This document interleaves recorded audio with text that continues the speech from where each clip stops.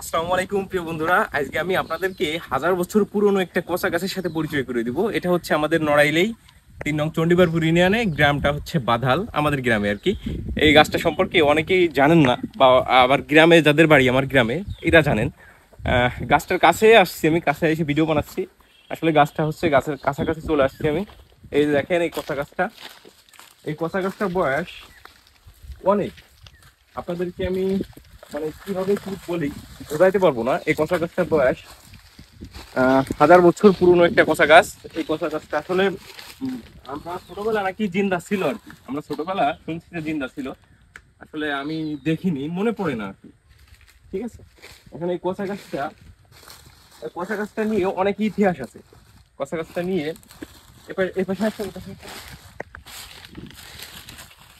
এই কচা গাছটা কিন্তু, ওই কচা গাছটার এই সাইডে যে বট গাছটা, এটাই আঁকড়ে ধরেছে। দেখছেন বট গাছের যে শিকড়, বট গাছের যে শিকড় গুলা, শিকড় বলতে শিকড়ই বলে আর কি রে। এই শিকড় গুলাই কিন্তু আঁকড়ে ধরছে এই কচা গাছটারে। কচা গাছটা একটু মাঝখানে একটু, এই কচা গাছটা নিয়ে অনেক হিস্টোরি আছে, অনেক। আপনাদেরকে আমি এখন বলতেছি, তার আগে আমি দেখাই। এই বট গাছটা কিন্তু আপনাদের মানে আমরা ছোটবেলায় লাগাইছিল একটা বড় ভাই। সেই বট গাছটা দেখেন কত বড় হয়ে গেছে, আর এই বট গাছটার শিকড়ে এই কচা গাছটাকে পুরো আঁকড়ে ধরে ফেলছে, আঁকড়ে ধরে রাখছে আর কি। এখন এই কচা গাছের হিস্টোরি কি?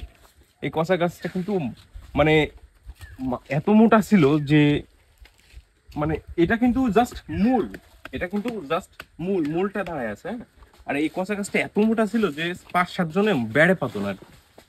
5-7 জনে এরকম বেড়ে পাতো না আর কি।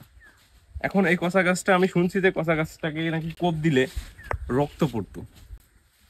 রক্ত বুঝেন, রক্তের মতো একটা কষ বেরোতো আর কি, লাল।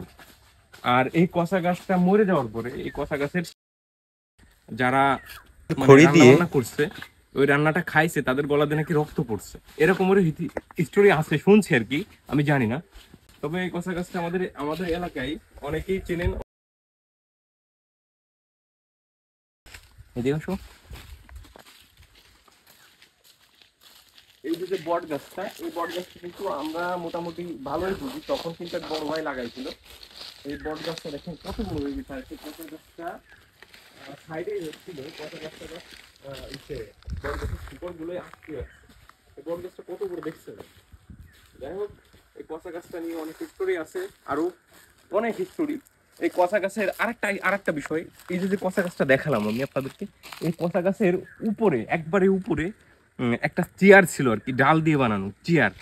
মানে সুন্দর করে বসে বসে থাকতে আসনগাড়া বা পায়ের পর পাও তুলে বসে থাকতে পারতো মানুষ। এই কচা গাছটা হচ্ছে মানে আসলে এখানে জিন টিন তো আছে, বিশ্বাস করেন তো নাকি? জিন আর মানুষ, তা জিন তো, জিনের নাকি চেয়ার ছিল, জিনের রাজা আর কি আর কি। এখন এই জিনরা রাখছে এই কচা গাছটা বসবাস করতো। মানে আমরা ছোটবেলায় নাকি জিন ছিল আর কি, আবার খেয়াল আছে তো আমার মনেও নাই। কচা গাছটা এত পুরনো, এখনো খাড়ায় আছে।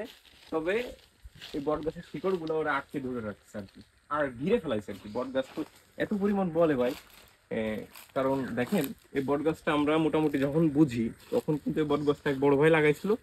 এখন দেখেন কত বড় হয়ে গেছে আর কত জায়গা নিয়ে নিছে আর কি। যাই হোক, ভিডিওটি কেমন লাগছে, আর আরো ইতিহাস জানতে কচা গাছের অবশ্যই আপনারা সঙ্গে থাকবেন। আর আপনারা যদি আরো ইতিহাস জানতে চান অবশ্যই কমেন্ট করে জানাবেন আরো ইতিহাস জানার জন্য। এর অনেক হিস্টোরি আছে, ভিডিওটা বড় হয়ে যাবে, আমি হিস্টোরি গুলো বলতে পারতেছি না, আমি জাস্ট মুরব্বীদের কাছে শুনছি। ভাই টাটা।